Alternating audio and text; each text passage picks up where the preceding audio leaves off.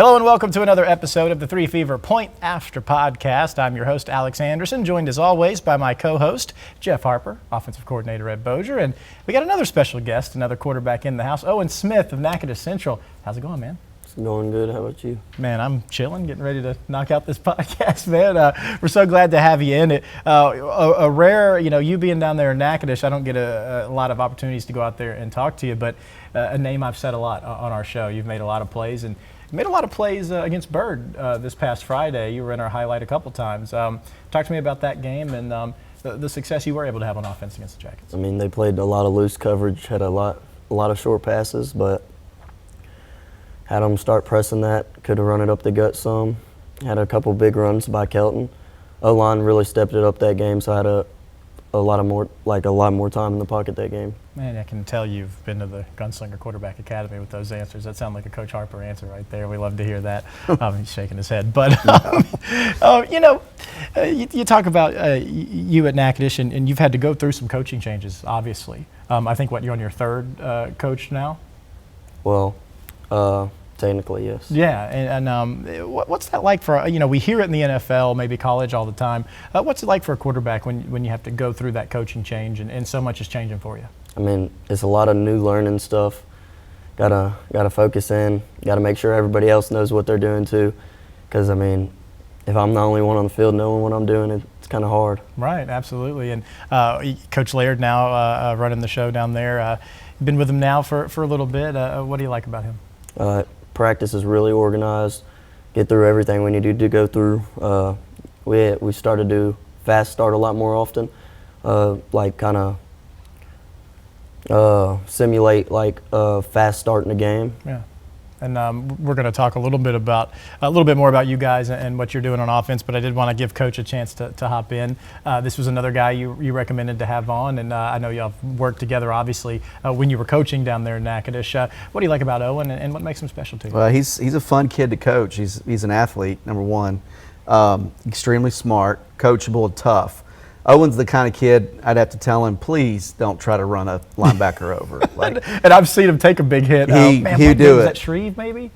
I don't know. It's been a couple games. He wasn't big for the slide unless it was unless it was his last resort. He really wasn't a guy who was going to run out of bounds. There's not a throw that Owen can't make. That's the one thing that we were wide split and we weren't allowed to go tempo with Jess. Jess wanted to run the ball, so we used the wide splits to open the box up, and he had freedom to kind of RPO every run play, and at the same time, he understood how to set his protections. As a sophomore starting quarterback in 5A, he really had a lot on his plate, and he handled it masterfully. Just shy of 3,000 yards last year in 10 games, and I think he would finish 5th in the state in pass yards and top 3 in the state in completion percentage as a sophomore. So he's one of the best I've ever coached, and he's definitely one of the funnest kids to be around. So right now we're at 1,500 yards, 16 touchdowns, over 60% completion percentage. Where do you think your game has improved this year? Well, there is some things I want to improve, but I think reading the field better, being able to come off of one thing and come to another without getting out the pocket as fast. But Coach Harper kind of instilled on me last year like a half roll that I'm trying to kind of get rid of right now. Yeah. What is the half roll? Well, all right, so if I'm reading left side of the field, I might half slide to the left, just like better view, I guess. But this year he's wanting me to more stay straight to keep my tackles in a better position so the ends can't get to me as fast. It's a protection thing. So for us, more of a run and shoot mentality. We would take the one side of the field, like if we were throwing a concept to the left, he would half roll it, meaning he would pedal drop off to the left into the B gap, and we would set hard on the front side, and then we would slide off on the backside. So your center, backside guard, backside tackle would all slide and fall out. So it created like this little half circle to where if the front side of the concept on the half roll wasn't there, it created a window to where he didn't have to worry about pressure coming from the other side, and he could throw the opposite side of the field. So our pass game was full field progression reads. So he had, a primary read, then he had 2 to 3, and sometimes a check down to 4.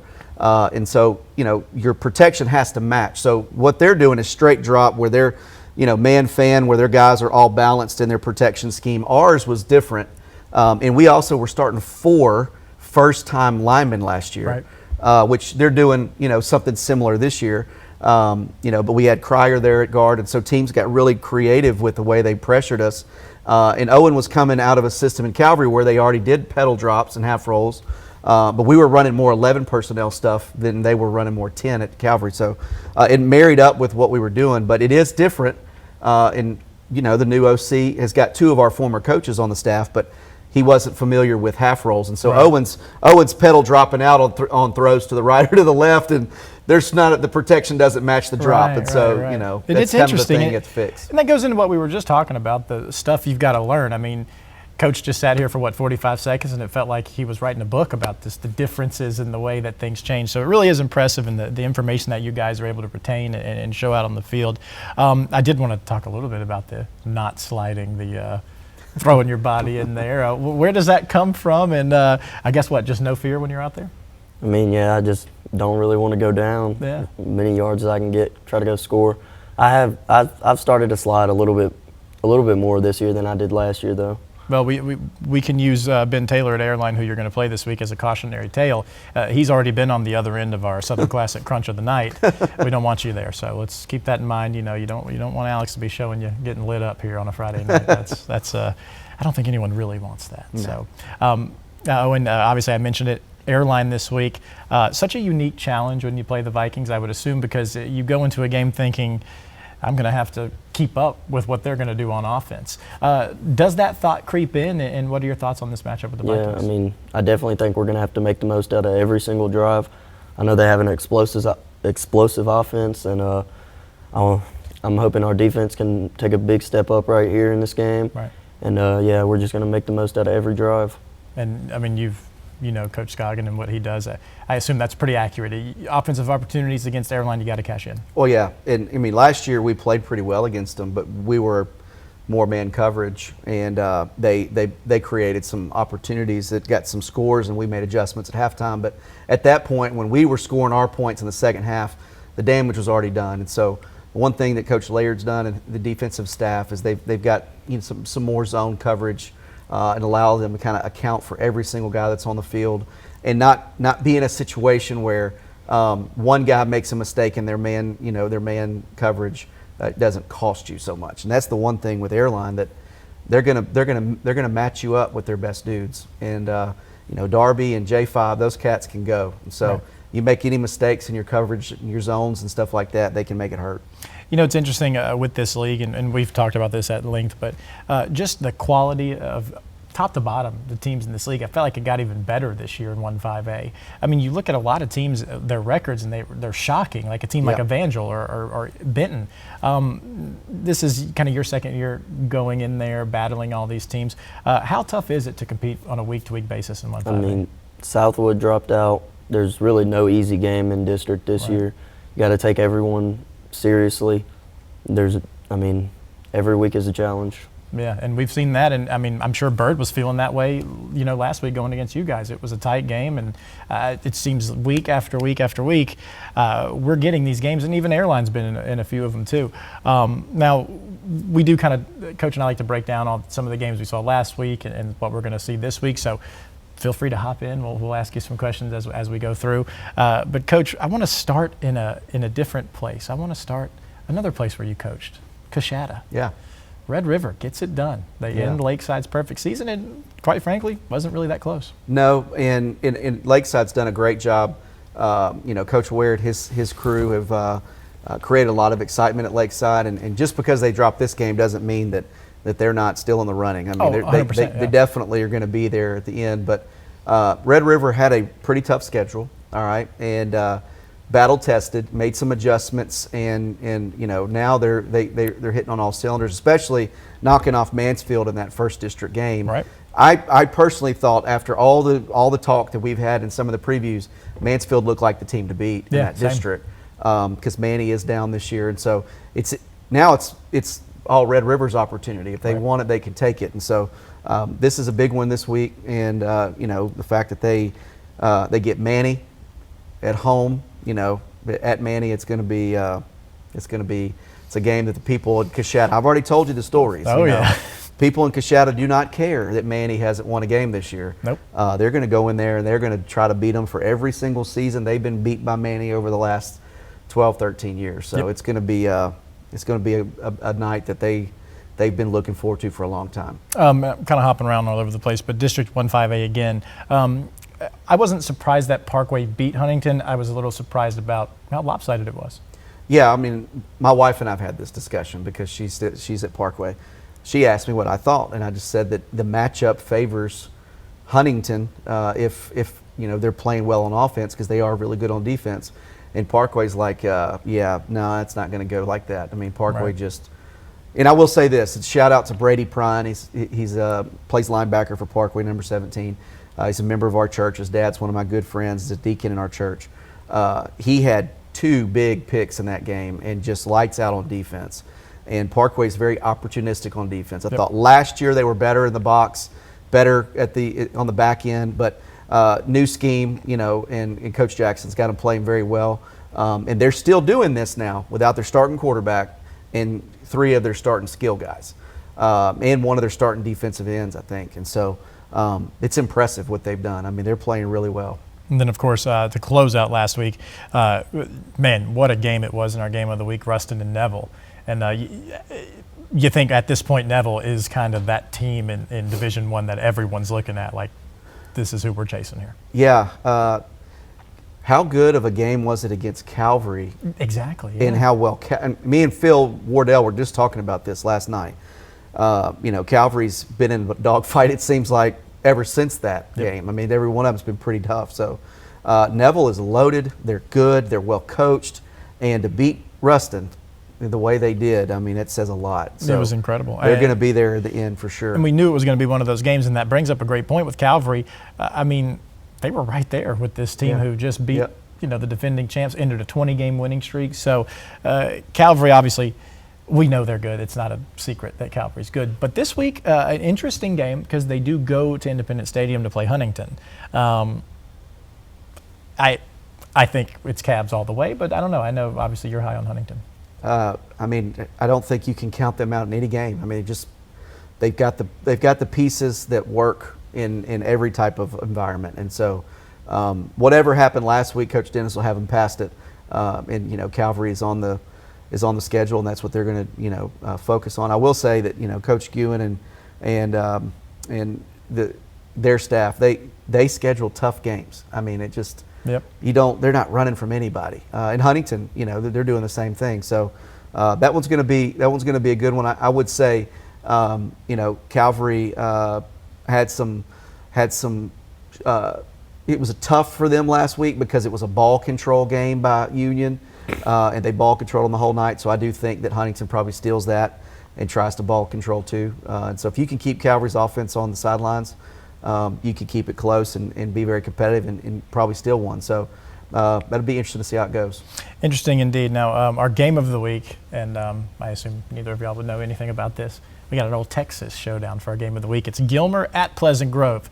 You know anything about either of those teams? No, sir. What about you? Pleasant Grove is loaded. Yes, but what did Gilmer do last year? Didn't they win it all last year? They did, for a Division II state champ. So this game is it's going to be fun. Gilmer did start out slow this year to start. Pleasant Grove is as good as advertised. I just wanted to give you all a hard time about Texas because we obviously are here in Louisiana. We're our coverage is slanted more at Louisiana, but we got a lot of viewers up in Texarkana, East Texas too, that we like to service. So Daniel is going to be up there in Texarkana and looking forward for a big game. Now, Owen, I did want to go back to you because I've spent a lot of time with Coach Harper over the past few years, and I was wondering if you had any story, any funny little thing that he's done or said when you're playing with him that sticks out to you. I just love hearing some of this stuff. I mean, there's probably quite a few moments, but not really none off the top of my head. Smart answer. There's been times where he's come to the sidelines, he's like, I can't do anything right. I just can't do anything right. I think we all do that, right? But we had a lot of fun. We had a lot of fun in Natchitoches last year, and he put up some ridiculous numbers for first-year starter. And he worked really hard. That's the one thing I can say. He came in and he worked hard and he won the team over. That was the thing that stood out to Jess was they were looking. First time head coach there. He was looking for somebody that the locker room would support, and we went through the quarterback competition was a legitimate competition, and it came out to the fact that even Jess told me, he goes, Owen's an athlete. If Owen doesn't win the start quarterback job, he can play safety for me. Wow. I mean, Owen was a safety at Calvary, and they had a full roster of QBs. He wasn't getting a ton of work there, but when he came down to us, we knew he could be a receiver, he could be a safety, he could be a QB. He wanted to try it at QB, and man, he was fun to coach. He's a baller for sure. And take me through that decision, man, to say, look, this is the position I want to play, and I'm going to go for it. Obviously, it's worked out for you, but how much pressure did you feel, getting under center and trying to prove yourself there? I mean, I've played pretty much all positions for a real long time, mostly quarterback, but I'm willing to help the team out anywhere.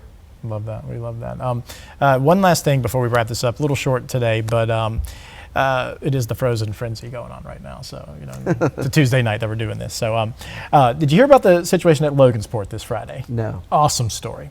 Okay, Logansport doesn't kick. Oh, wait, this is the kicker. Yes. I have heard the story. Yes. So for our viewers and for you, Logansport does not kick field goals at all. They don't kick extra points. Go for two every time. They go for two every time.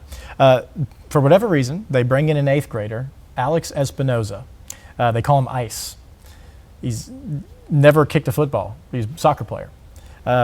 Story, as Logansport football Facebook says, they bring him out to practice. Doesn't even know how to put the pads on. They have to help him get dressed. He comes out Friday night, goes 9 for 9 for extra points. That's impressive. How does that happen, man? I mean, Can't make it up. And this is now the second guy in our area that we've seen just plucked from the stands or whatever right to the field. Well, quarterback's one thing. Kicking is a whole different ball game. There's not a lot of people that specialize in kicking on a coaching staff, and so I guess Kevin's got something up his sleeve that we didn't know about. I mean, guys just getting it done. Great job, McGee. Way to go. And Kevin is awesome, an awesome guy, awesome coach. It was so funny. I went back to the stream to get some video of him so we can put him on TV. And the radio guy, I don't know his name, but they come out on the extra point, and he's got that thick Logansport accent, and he's like, "Well, what are we doing? We're lining up for an extra point. In all my years covering this team, I have never seen this happen before." And sure enough, right through the uprights, and it was beautiful, man. And I'm sure those kids had to be loving the 8th grader that night. Oh yeah, that's pretty cool though. Yeah, that's a great story. I saw the picture of the kid on Facebook. It's pretty cool. Yeah, there was a definite difference in the size. He's tiny. Yeah, so in 8th grade, what are you going to do? Owen, we're about to wrap it up. I like to give all of our guys that come in one chance to talk to our viewers. They're sitting at home on a Friday night. They don't know what they want to do. Why should they go out and see a high school football game and support you guys? I mean, it's fun to watch. A lot of competitiveness going on. We got there. I mean, just bringing more people to the field. It's can't think of the word. The atmosphere. Yes. It makes the atmosphere so much better to play in. I mean, it changes the whole game. And y'all have got a few seats in Turpin that y'all could fill. It's a pretty big stadium that you guys play in. So, man, we appreciate you so much. Sabres just scored a goal, so I'm about to celebrate. Anything else from you guys before we go? No, sir. Light it up this week, Owen. Yeah, light it up. We're going to have all the highlights because you'll be actually here in Bossier, so we'll be able to see you again. We can't wait to see that. So, catch Owen and the Chiefs at Airline this Friday night. You can see all the highlights from every game, 10:30 on KPXJ every Friday night for Southern Classic Chicken Friday Football Fever. We'd like to thank all of you for hanging out with us here for the 3 Fever Point After podcast. We'll see you right here next week.